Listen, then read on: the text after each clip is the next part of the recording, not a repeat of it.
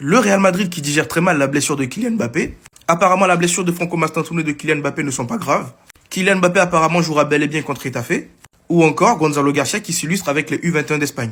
Les Madridistas, laissez-moi vous faire un tour de ce qui se passe du côté du Real Madrid. Pour commencer, le Real Madrid digère mal la blessure de Kylian Mbappé. Le club ne comprend pas que Mbappé ait disputé presque tout le match face à l'Azerbaïdjan. Selon la direction, le staff des Bleus savait que l'attaquant ressentait une gêne à la cheville à son arrivée. Et je comprends totalement la direction du Real. Comment tu veux faire jouer Kylian Mbappé tout le match contre l'Azerbaïdjan? L'Azerbaïdjan, hein. On ne parle pas de l'Italie, du port, l'Azerbaïdjan. Sachant que ce joueur-là, faut le protéger. Et l'équipe de France savait bel et bien qu'il avait une douleur à la cheville, étant donné que pour ceux qui s'en rappellent, Kylian Mbappé avait loupé le premier entraînement avec le collectif de l'équipe de France. Et malgré ça, il voulait le faire jouer tout le match. Kylian, cette saison, faut le protéger. Parce qu'en vrai, là, il est en train de retrouver une forme, mais bref. Ensuite, pour Franco Mastantuono, une blessure grave est exclue, tout comme Kylian Mbappé. Et heureusement. Et oui, pour ceux qui ne le savaient pas, Franco Mastantuono avait également subi une blessure avec l'Argentine. Mais tant qu'il n'y a pas de blessure grave, moi je suis content. Parce que j'ai pas envie qu'on retourne dans nos travers là de l'année dernière. Mais bref. Kylian Mbappé d'ailleurs jouera bel et bien face à Getafe. En vrai, ça on verra bien. C'est au médecin du club de juger s'il sera apte ou pas. Mais franchement, gros soulagement de voir qu'il n'a pas une grosse blessure. Et pour finir, Gonzalo Garcia en fait avec l'Espagne U21 un but et une passe décisive contre la Norvège U21. Donc oui, c'est pareil pour ceux qui ne le savaient pas, l'Espagne U21 hier affrontait la Norvège U21 et notre petit Gonzalo Garcia s'est illustré. Un but, une passe D.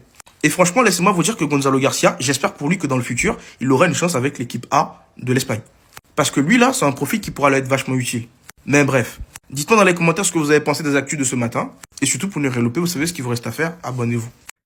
Grosse tension entre le Real de Madrid et le staff de l'équipe de France. Hier avait lieu lors des matchs pour la qualification de la Coupe du Monde 2026, France-Azerbaïdjan, où la France s'est largement imposée. Le problème, c'est que Kylian s'est blessé à la cheville lors de ce match. Il a fait un super match. Il s'est blessé à la cheville. Qu'est-ce que reproche le Real de Madrid à l'équipe de France? Bah, tout simplement, pourquoi l'équipe de France? Pourquoi le staff des Bleus a fait jouer Kylian tout le match? Il se plaignait apparemment déjà avant de quelques douleurs au niveau de la cheville. Et là, bah, il s'est blessé. Résultat, il sort sur blessure et du coup derrière, bah, le Real de Madrid n'est pas content. Le Real de Madrid n'est pas content parce qu'on sait que Kylian Mbappé en ce moment, il fait de très belles choses avec le Real de Madrid. C'est lui qui marque la plupart des buts et il compte sur lui parce qu'il va avoir les matchs de Liga, ça va être décisif parce qu'il faut qu'ils gagnent leur première place et il y aura les matchs de Ligue des Champions. Le problème, c'est là qu'on s'est blessé et on ne sait pas combien de temps sa blessure va durer. Bah, du coup derrière, eh bah, Kylian va manquer des matchs avec le Real de Madrid.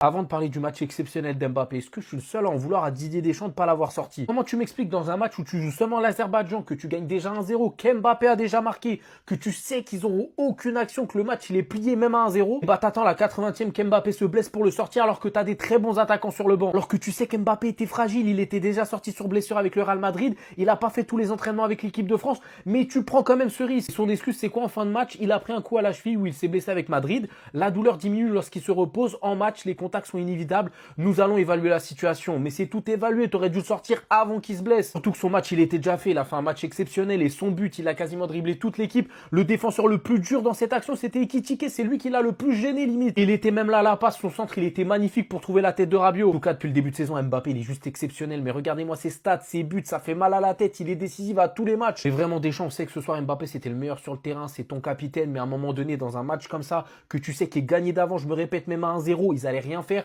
Faut le sortir, sachant qu'il n'était pas à 100% Mbappé. On peut dire ce qu'on veut. La preuve, il s'est blessé.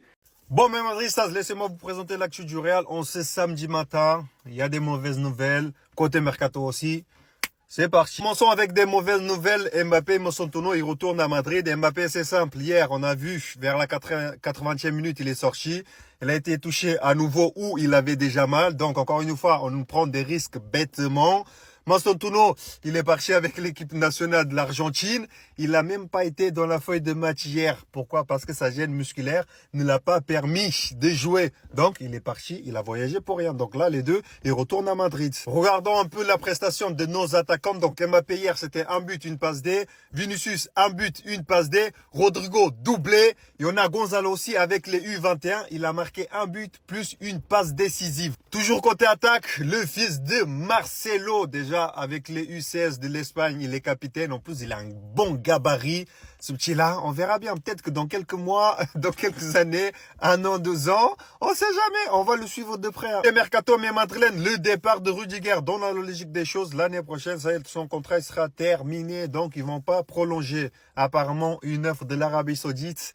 Voilà, mais bon, il sera libre, donc il pourra négocier où il veut. Toujours côté Mercato, Hendrik, selon les sources que tournent à droite à gauche, Alonso, voilà, il a échangé avec lui. Apparemment, il n'aura pas beaucoup de temps de jeu. Donc, pour moi, un petit prêt au mois de janvier, c'est mieux pour lui. C'est mieux pour lui parce que devant, il y a beaucoup de monde devant lui. Il y a énormément de joueurs devant lui. En plus, il y a la Coupe du Monde en 2026. S'il veut vraiment participer, je suis désolé, il doit partir en prêt, les gars. Et on finit avec Olise. Apparemment, le Real garde toujours un œil sur Olise. Moi, je suis pas contre l'arrivée d'Olise. Au contraire, mais bon, sachant que tu as Mastontono qui est à droite, tu ramènes Olise. Voilà, tu vas ralentir, entre guillemets, la progression de Mastontono. Mais bon, ça sera un peu de la concurrence, comme ils sont en train de faire à gauche avec Vinicius et Rodrigo.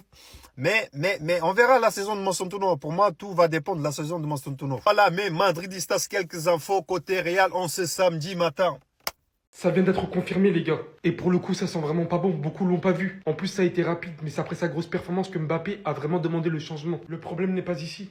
Le problème étant le fait qu'il a ressenti cette douleur à la même cheville droite qu'il s'est blessé la semaine dernière. Comme vous l'avez vu sur les vidéos, il est parti en boitant directement au vestiaire. Et pour le coup, on sait que c'est pas du tout le joueur qui va faire semblant. Mais vous voyez ça, pour moi, c'est le genre de détail qui peut tout changer. Quand au final, vous voyez cette saison, la saison qu'il est en train de sortir, et qu'il y a une blessure sortie de nulle part comme ça qui persiste, je vais clairement dire qu'il persiste parce qu'en soi, elle est jamais partie cette blessure, on dirait. Et pourtant, il a été convoqué en équipe de France. Il a joué ce match. De son plein gré, bien évidemment. Mais il ne devait jamais recevoir le feu vert du staff médical. Surtout quand vous voyez le calendrier qui arrive, notamment pour le Real Madrid. Bien évidemment, il y a un point sur lequel je lui fais énormément confiance, s'il est vraiment blessé, qui le différencie d'ailleurs de énormément de joueurs, c'est sa capacité à énormément bien et rapidement récupérer. Sur ce fait, physiquement, Kylian Mbappé, c'est clairement l'un des meilleurs. Mais ça a quand même été très imprudent. L'équipe de France est en mesure de gagner son match sans Kylian Mbappé, même s'il a sorti un gros match. J'espère que les prochains résultats vont être bons. Ah, c'est bon, le Paris Saint-Germain n'est plus le grand méchant. Les supporters du Real, c'est bon, vous avez compris. Parce que quand nous, on a réagi comme ça, tout le monde nous a dézingués. Le Real, la mauvaise après la blessure d'Mbappé. Le club est surpris qu'Mbappé ait joué la quasi-totalité de la rencontre. Pour les merengues, le staff des Bleus était au courant que l'attaquant était arrivé avec une gêne à la cheville. Cette décision de le faire autant jouer d'entrée est très très mal perçue. Moi, je comprends la colère des supporters du Real. On a eu la même situation avec Dembélé. Le joueur joue, le joueur se blesse, le joueur sort sur blessure. Je répète, le joueur sort sur blessure. Il est quand même convoqué et il joue le premier match de l'équipe de France. Après, c'est vrai que le cas Mbappé, c'est un peu différent parce que ça se voyait qu'il voulait jouer ce match, ça se voyait qu'il voulait stater, qu'il voulait rattraper Giroud. On l'a vu hier activer le mode perso. Dès qu'il a une ouverture, il tire. Même s'il a fini avec une passe décisive, oh, il a été perso hier, c'était trop. Et le pire pour le reste, c'est que par exemple, nous, on peut se passer de Dembélé. On n'est pas dépendant de Dembélé. On l'a vu sur la séquence où il n'était pas là. On a battu l'Atalanta 4-0. On est parti gagner à Barcelone. Alors qu'à Madrid, ils sont dépendants d'Mbappé. S'il n'est pas là, c'est une catastrophe. Les gars, on a vraiment échappé peu à la catastrophe. Hier soir, l'équipe de France, ils gagnent 3-0 contre l'Azerbaïdjan, c'est bien. Mais pourquoi? Pourquoi Kylian Mbappé a quasiment joué tout le match, les gars? Real Madrid digère très mal la blessure de Kylian Mbappé et ils ne comprennent pas pourquoi il a joué quasiment tout le match contre l'Azerbaïdjan. Selon la direction, le staff des Bleus savait déjà qu'il ressentait une gêne à la cheville dès son arrivée. Et les gars, ça pour moi c'est simplement une mauvaise gestion de joueur. Parce qu'en vrai, dans le fond, quand tu sais que tu vas jouer une Coupe du Monde cet été et qu'il y a encore de gros matchs qui arrivent avec le Real Madrid, t'essaies un petit peu de ménager le joueur quand même. Après, quand tu comprends Deschamps, tu te dis c'est normal, en vrai, tu veux te qualifier pour la Coupe du Monde, tu prends ton meilleur joueur et tu vas aller te qualifier facilement. Mais dans le fond, pour moi, c'était pas la meilleure décision à prendre. Après, la blessure de Kylian Mbappé, elle serait sans gravité et il devrait reprendre l'entraînement dès la semaine prochaine. En tout cas, les gars, commencez à avoir la vision sur ce gars-là depuis son retour de blessure. Chaque petite entrée qu'il fait, c'est une masterclass. On sait que si aujourd'hui Camavinga il fait pas la différence, c'est par rapport à ses blessures. Les gens ils ont trop peur de voir un gars blessé titulaire au Real Madrid. Mais rappelez-vous d'une chose les gars, la saison dernière avant sa blessure contre Liverpool, c'était l'un des meilleurs milieux de terrain, mais personne voulait en parler. Mais de toute façon, au bout d'un moment c'est inévitable, il va revenir petit à petit, à force de gratter des minutes, il va gratter des matchs et il va prendre sa place de titulaire et on pourra plus jamais le bouger. En tout cas les gars, n'hésitez pas à me dire en commentaire ce que vous pensez de la surcharge de taf de Kylian Mbappé, de ses blessures et du retour d'Eduardo Camavinga, et comme d'hab, n'hésitez pas à vous abonner pour m'envoyer de la force. La pire idée du Real Madrid, c'est d'avoir mis ces deux-là en concurrence. Je vous le jure, on ne se le pardonnera jamais. Parce qu'avec leur sélection, ils ont brillé. 2 buts pour Rodrigo, 1 but pour Vinicius et 1 assist pour Vinicius, d'ailleurs qui est pour Rodrigo. Quand ils étaient alignés ensemble, on vivait de très bons moments. Et c'était beau. Et c'était nos meilleurs joueurs. On en était fiers. En parlant de fierté, qu'est-ce que je suis fier de celui-là. 1 but, 1 passe d'ess contre les U21 de la Norvège. Il est tellement pas respecté. Lui aussi devrait tellement plus jouer. Et en parlant de jouer, un autre qui joue jamais, qui est heureux en sélection. Bon, après lui, c'est mérité qu'il joue pas, mais ça fait plaisir de le voir avec le sourire. Si on reste sur les bonnes nouvelles, Militao qui a joué 90 minutes et qui a pondu un très bon match. Et également Kamavinga qui fait une excellente entrée avec l'équipe de France. En 20 minutes, il a prouvé qu'il pouvait être titulaire chez les Bleus. Et d'ailleurs chez nous, on l'attend aussi titulaire. Courtois qui lui aussi a été titulaire et a eu un match plutôt tranquille, malgré le match nul de son équipe. Brahim qui a joué 80 minutes autour d'un match moyen. Et Mbappé qui n'en finit plus de stater, qui marque littéralement à tous les matchs. Endrick doit quitter le Real Madrid au mercato hivernal. Je pense qu'aujourd'hui il n'y a pas le choix. Xabi Alonso ne compte absolument pas sur lui, ne lui a offert aucune minute de jeu en Liga comme en Ligue des Champions. Aujourd'hui le signal est plus qu'évident. On a un joueur qui durant le dernier mondial des clubs avait l'opportunité de jouer quand Kylian Mbappé était blessé et malheureusement pour lui, il s'est blessé en même temps. Il n'y a pas de hasard dans la vie, le hasard fait bien les choses et rien n'arrive par hasard. Gonzalo Garcia qui est pourtant au Castilla, qui a moins d'expérience que Endrick qui lui jouait à Palmeiras à l'époque, puis en sélection brésilienne et un peu avec le Real de Ancelotti, surtout en Copa del Rey, lui est passé devant avec de belles prestations et aujourd'hui il est l'attaquant de pointe numéro 3. En ayant un schéma tactique en 3-5-2, 4-4-2 ou 4-3-3 peu importe, Vinicius et Mbappé sont indéboulonnables à deux ou Mbappé en pointe et Gonzalo en super sub offre plus de garanties au niveau du profil, beaucoup plus de complémentarité au pressing pour combiner, jouer de la tête et mettre de la présence dans la surface, là où Endrick, au niveau de l'intelligence et le QI foot dans les déplacements avec et sans ballon,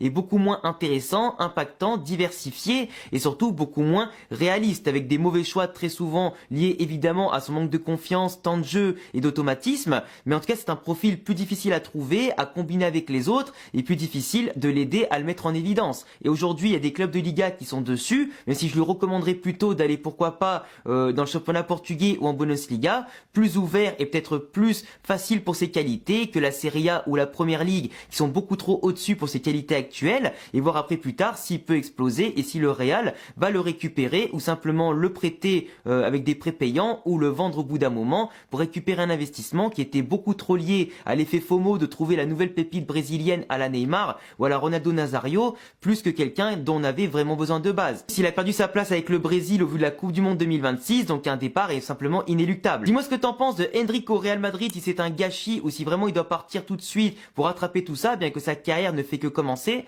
et n'hésite pas à t'abonner.